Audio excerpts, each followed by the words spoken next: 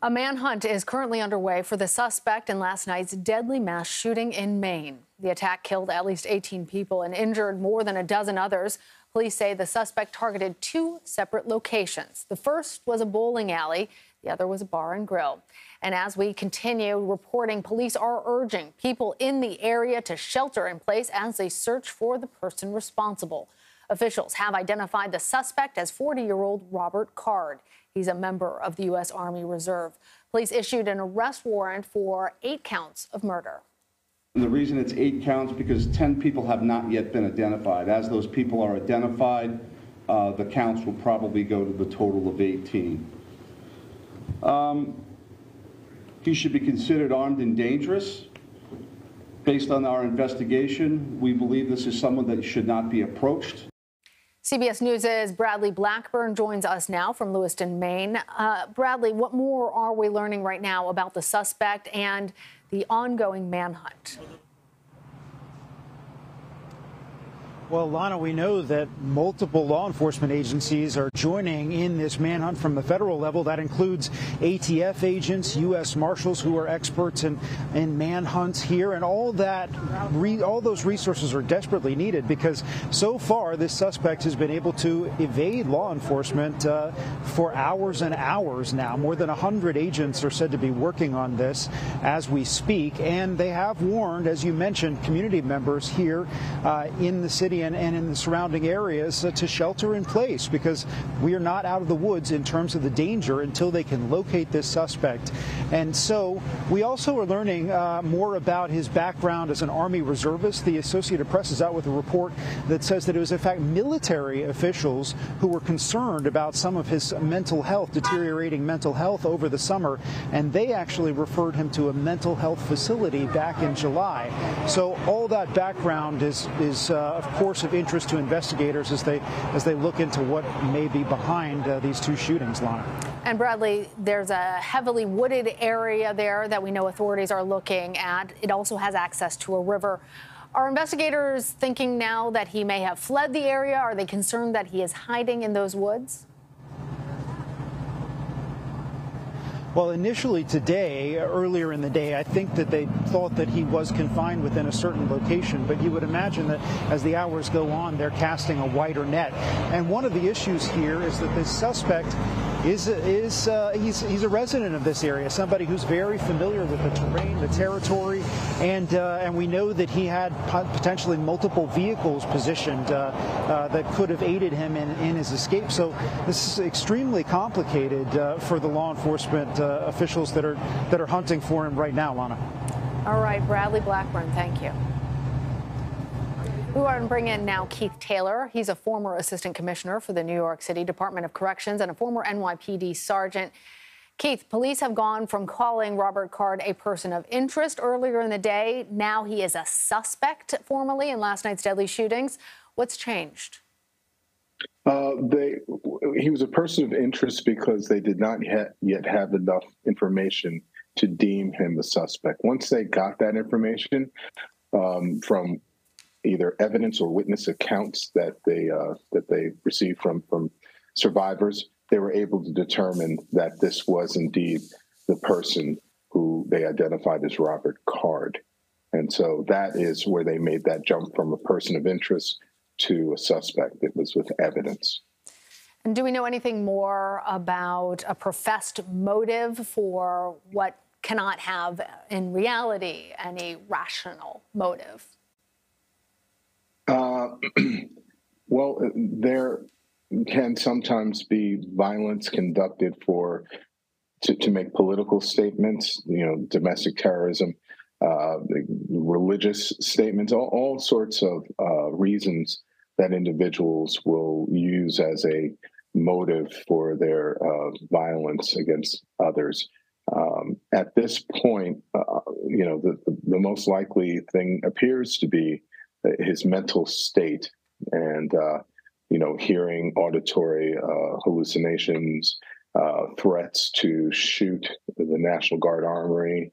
Those are indications that might be the reason or purpose for his delusions and for his active shooting. activities. And Keith, there are people who are still very worried in the area on lockdown. He is identified by the authorities as being armed and dangerous, or is considered as much. Is there any word on whether they believe or that he's likely to still be in the vicinity of the attacks? Has a search perimeter been expanded? So the search perimeter will be expanded on things like information intelligence, what people see and what they report to authorities, any tips, any information they can get from family members, any information that from his past, from his work environment, from his colleagues, that can help investigators determine where he might go and what reason he might do so. Because he was traveling apparently in a vehicle, that means, of course, that roadways are going to have to be monitored and roadblocks put up. But they're also going to have to use more sophisticated electronic techniques to try to track him down, which includes, monitoring phones, social media, cellular tracking, different ways of trying to assess what the vicinity that he might be in, and then making certain that those areas are properly vetted and searched and made clear. Up until that point, it is quite appropriate for people in that vicinity to maintain that lockdown because we don't know exactly why he is conducting these killings. And so it is quite likely that if he has an opportunity to do more, then he would. And Keith, given that it is now cool in Maine, there's a possibility that he's hiding out in those wooded areas. There are authorities benefited by the fact that, as you mentioned, they'll be looking at different types of technology. But we know that some of these manhunts have ended with authorities finding the person based off of their heat signature. How much does that contribute into this manhunt? Yeah. Yes, U.S. Marshal Service, they're the best at what they do. They track down individuals. And when you have federal assets that are involved, the DEA, for instance, has special aircraft that can look at heat signatures and determine where individuals are, even in heavily wooded locations. So they'll be using all of the appropriate technology that will help them quickly parse out the vicinity that he is most likely located in, and then doing the hard ground search that one anticipates would take place. Right. And given his military background, that's just an added complexity to this whole thing. All right, Keith Taylor, thank you. Thank you. We are joined now by Shanna Cox. She is the president and CEO of the Lewiston Auburn Metropolitan Chamber of Commerce. Shanna, I'm sorry your community is going through this. You're a resident of Lewiston. Tell us how this mass shooting has impacted you personally, as well as your community.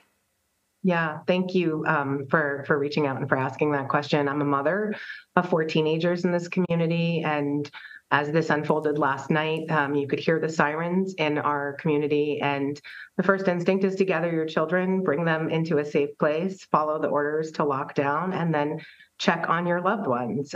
We're fortunate that the majority of the people in my personal circle are safe. We have first responders in our extended family, and so our thoughts are with them as they continue to try to track this individual down and ensure safety in our community. We're a small and tight-knit community. The business owners here are also the softball coaches and the league players in the bowling leagues and in the pool leagues. And the impact of this is just beginning to be known and understood. And I'm sure that our community will be rising and resilient over the coming days and weeks as we understand the extent of this tragedy. And talk to us. You mentioned you gathered your 4 children together during that lockdown period when you were first receiving the news. How are your children doing with all this? How does a parent explain a tragedy like this to family members, right? My children are mid-teens. One of them was at a local athletic event at the high school. I think I think the thing that's most important to understand is that you cannot make sense of a senseless tragedy, and that you have to just assure them safety, and your commitment to walk through these steps with them in a way that tends to their needs and gives them time to process, which is something we should all offer each other and ourselves as we navigate this. Well, on that note, what sort of support is being provided to people there in Lewiston? Thanks. That's a really great question. I think part of what's challenging and we want to get the message out about is that we're still in a lockdown state. And so there's a very significant desire to support. Restaurant owners are offering pizzas and burgers and coffees and drinks. Folks really want to donate blood. And at this particular moment, it's not safe to leave your house. Most businesses are closed, are not allowed to be open today. There is a coordinated response both around the philanthropic community with our local United Way, as well as our city administration and our first responders. And so I think folks need to be patient. There are faith vigils that are being planned and in the works, but at this time, your safety is our first concern. And so we ask folks to, be thoughtful of that, stay at home and wait for instructions on what you can do. We want you to put that positive energy to good use. We just need to do it at the appropriate time. And Shanna, this is a small community, as you said, and you're talking about a large number of people who are dead or critically injured. Have you heard from people right now who are grieving? How are people there handling this tragedy in a place that so many people have said they didn't think anything like this could ever happen? I don't know that anyone ever thinks that it could happen there, a mass shooting of this scale, but certainly we never did. And most folks here know each other by 1 or 2 degrees of separation. I think what's challenging realistically is that there are so many individuals who have not yet been identified or families haven't been notified. We're just starting to see some local reports of individuals speaking out about their own family members. That's the way in which we're understanding who some of the victims are of this tragedy. But I think that's gonna be a process that unfolds throughout the day. And there are many, many, many people impacted in this moment. And I think many more waiting to see who they know, because the chances are very likely that you know somebody who is impacted directly because we're that small and tight-knit. Yeah, well, we wish you all strength as you go through that. Shana Cox, thank you. Thank you.